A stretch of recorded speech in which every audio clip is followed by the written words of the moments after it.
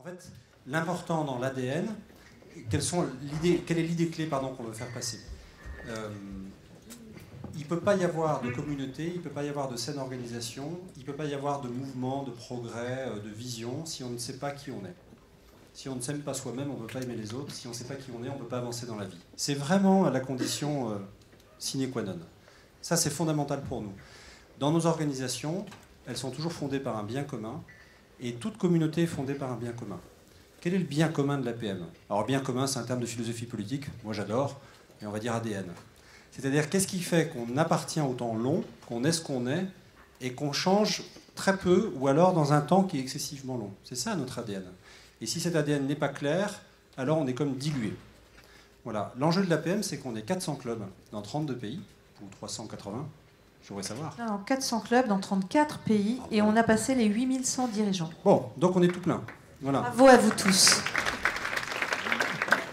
Et notre sujet, en fait, c'est que la seule chose qui nous unit entre le Périgord et Singapour, c'est l'ADN.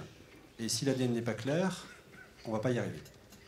Dans l'ADN, il y a plusieurs composantes, parce qu'on a voulu donner plusieurs composantes. Il y en a 5. Ça, c'est un travail qu'a fait le conseil d'administration l'été dernier en disant quelles sont les composantes d'une ADN. Il y a un peu d'arbitraire, hein, parce que vous savez, ce n'est pas des vérités universelles.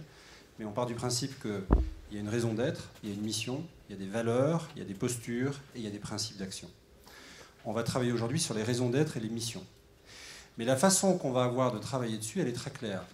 Il va falloir qu'on révèle, qu'on formule notre ADN, mais pas qu'on la modifie. L'ADN, c'est le lien avec notre histoire, c'est le lien avec notre identité profonde. On ne va pas la réinventer, on n'est pas là pour la réinventer. Elle nous préexiste. L'ADN, elle est déjà écrite, on est dedans, on la respire. Simplement, il faut qu'on arrive à la formuler. Mais elle nous préexiste.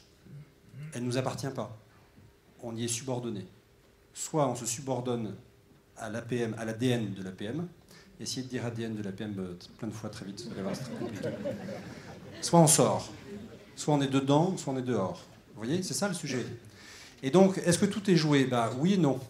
Tout est joué en ce qu'il y a eu un travail qui a été fait et que Béatrice va nous présenter en une slide pour utiliser des processus qui sont quasi scientifiques pour savoir comment on arrive à réfléchir à ce que nous sommes en partant de notre histoire et au-delà des opinions. Parce que si on est dans l'ordre des opinions, on est mort. Un tel va penser ça, l'autre va penser ça, et on rentre dans le temps conjoncturel alors que l'ADN est un temps long.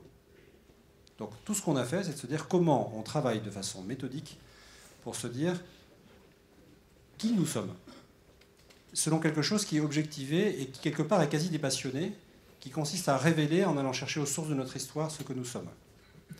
Et notre enjeu, c'est l'appropriation. Et dans l'appropriation, il y a un enjeu de formulation. Voilà, c'est ça le sujet. Donc tout n'est pas joué, mais tout est joué. Tout n'est pas joué dans la formulation et l'appropriation. Il y a des tas de pistes pour savoir comment le réseau dans son ensemble va s'approprier l'ADN.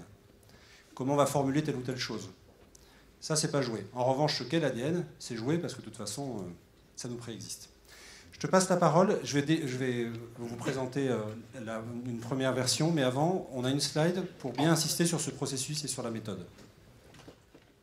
Oui, donc la méthode qu'on a choisi de mettre en œuvre pour, je dirais, révéler l'ADN de l'APM, c'est qu'on a travaillé avec Patrick Mathieu, que les présidents viennent d'écouter, et il nous a fait, avec son équipe de recherche, il nous a sorti les 221 mots de l'APM. Comment ont-ils fait? Ils ont repris l'ensemble des écrits de Pierre Belon à la création de l'APM.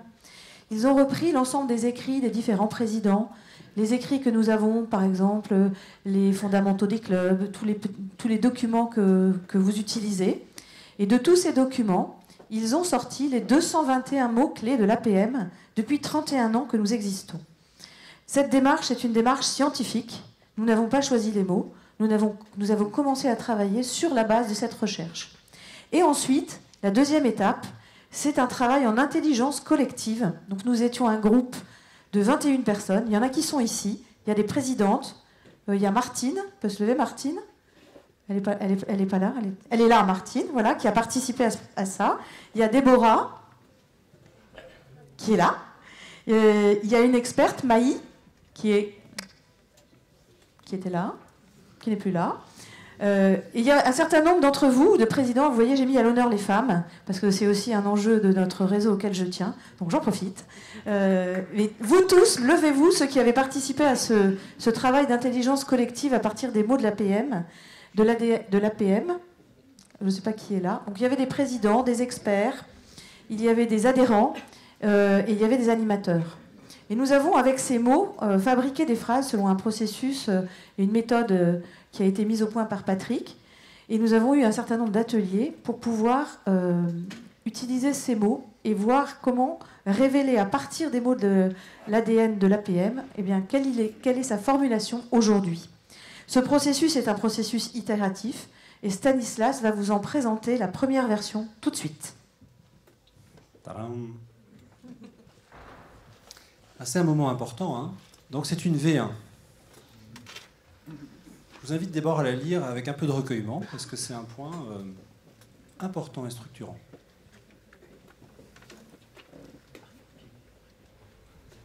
Inspirer les dirigeants pour améliorer l'entreprise et le monde. Bon, on va passer en groupe de travail. Comment on peut s'approprier collectivement ça? Comment vous recevez cette formulation? Vous voyez, c'est ça le sujet, c'est ça qu'il faut qu'on arrive à produire ensemble maintenant. Inspirer les dirigeants pour améliorer l'entreprise et le monde. Et maintenant, la mission. Créer et animer des communautés de dirigeants pour les aider à se transformer par le questionnement et par l'échange et à s'engager pour l'avenir.